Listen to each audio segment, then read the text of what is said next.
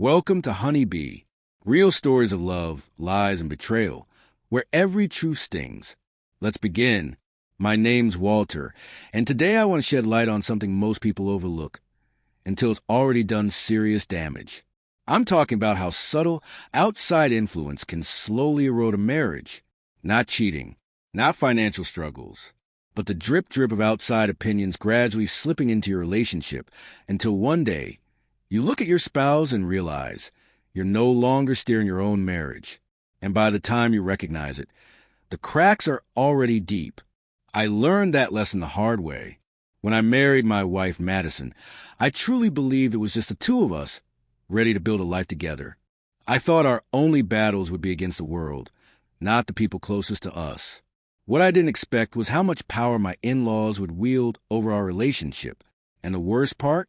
I didn't even recognize how deep it ran until it was too far gone.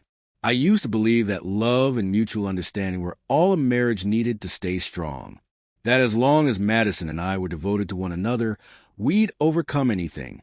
But what I didn't factor in was how relentless outside voices could be. When someone whispers in your partner's ear often enough, they start to see you through someone else's lens instead of their own. And once that shift happens, love alone isn't enough. The foundation begins to splinter. This isn't just a story about a broken marriage. It's about how a family that wasn't mine slowly took over my life, turning my wife against me, little by little, until I was left questioning everything. And eventually, I realized that sometimes the only way to save your sanity is to walk away. So if you ever felt like you're not just fighting for your marriage, but fighting against your spouse's entire family, then this is a story you need to hear. Thinking back to when I first met Madison, it almost feels like a different life. I had just graduated college, dragging behind me a mountain of student debt, and no clear roadmap for what was next. Sure, I had a degree, but no direction. Just another young guy trying to make something out of nothing. The world felt too big, and I felt too small. And money? That was more of a theory than a reality. We met at a friend's party. A typical night. Music, jokes, and people either hyped about their new jobs or drowning in post-grad confusion. I was standing by the drinks table when Madison came up and reached for the same soda I had my hand on. We laughed, chatted, and somehow it just clicked. It was like we'd known each other forever. We didn't start dating right away. It took a few months, random meetups, long talks, and realizing how natural it felt being around her. What drew me in was her warmth. At the time, I had just landed my first real job. Nothing glamorous. Barely enough to cover rent and make student loan payments. But it was a start. Madison never made me feel inadequate. She saw something in me, believed in where I was headed, and that meant the world. Our relationship had a rhythm. We laughed. We communicated. Most importantly, we respected each other. Of course, we had our disagreements, but we never let them explode. We always found a way to work things out.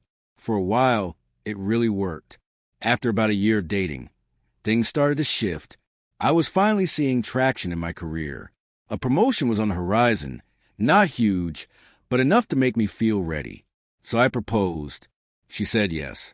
And for a brief moment, it felt like everything was aligning. The future, the plans, the love. Then came the part no one prepares you for, meeting the family.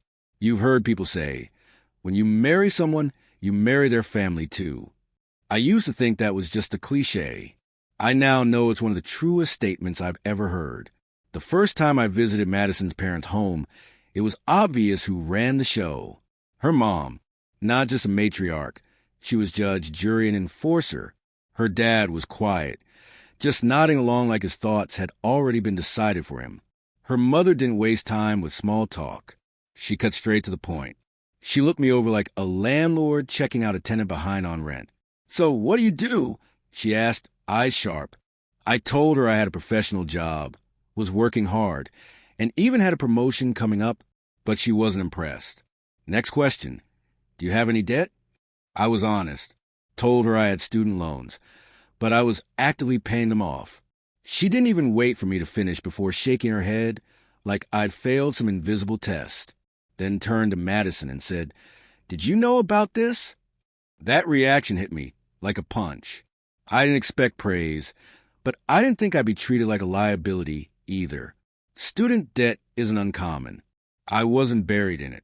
I had a plan, but none of that mattered. To her, I wasn't husband material because I wasn't financially flawless. No matter how much I explained, I could see it in her eyes. Her judgment was already set, and in her view, I wasn't good enough for her daughter. That night, leaving their house, I told myself it didn't matter. I wasn't marrying her mother. I was marrying Madison. If she was happy, then I could deal with her mom's attitude. What I didn't realize was that this wasn't just a rough first impression. It was the beginning of something much bigger, something that would drag on for years. Her mother never forgot that first impression, and that was going to be a problem I didn't fully grasp until much later. Over the years, I worked hard. I climbed, cleared my debts, built a financially stable life. But here's what stung the most. None of it mattered to her parents. No matter how much I grew, how much I earned, how well I treated their daughter, they still saw me as that guy with student loans. I tried to ignore it because I love Madison. But her mom, she had a way of controlling things without being direct. She didn't just manage her household. She tried managing ours too. She had an opinion on everything. Our finances, my career, how we ran our home. At first, they came off as innocent suggestions. But eventually, it became obvious she expected to be obeyed. And Madison listened. I began to notice a pattern. Any time we disagreed, Madison would go to her mom before talking to me.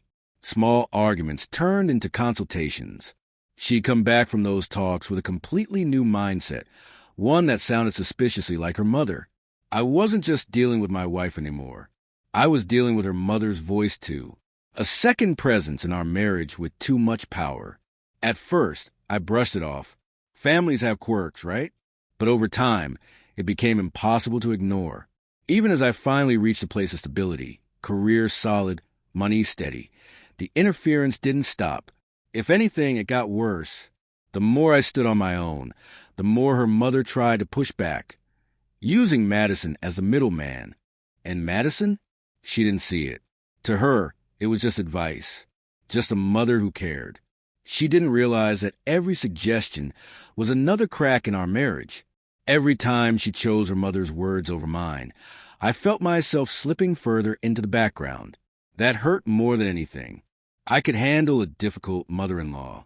But the moment I realized my wife no longer had my back, that I wasn't the voice she trusted most, that's when everything started to fall apart. One night, we had a small argument. Something minor. The sink had been leaking for days, and I hadn't gotten to it yet. Madison crossed her arms and snapped, "If you don't care, just say that." I calmly replied, "I've been swamped at work. I told you I'd handle it this weekend." Should have been the end of it, but instead she hit me with, "You know, my mom was right about you." That line stopped me cold. I'd heard it before, and I knew what came next. I asked, "Right about what?" "You never take my feelings seriously," she said. Maybe she's right. Maybe I do deserve better. And just like that, it wasn't about the sink anymore. It was about everything her mother had been planting for years. I snapped, "You know what? Your parents have been tearing us apart since day one." I meant every word. I'm not just married to you. I'm married to them, too. Every argument, every decision, they're always involved. And they're the real reason we're falling apart. Madison went stone cold. She looked at me like I'd just crossed the line of no return. And maybe I had. That night, she paced the house, fuming. "I can't believe you said that," she said. "My parents have only ever tried to help, and you accuse them of poisoning our marriage?" I stayed calm. "No, Madison, they're not helping. They're controlling. You let them weigh in on everything. I feel like I have to get permission to talk to my own wife." "They care about me," she fired back. "Unlike you, they actually listen." I stared at her. "And what about me? Do you listen? Or do I need to run everything through your mom?"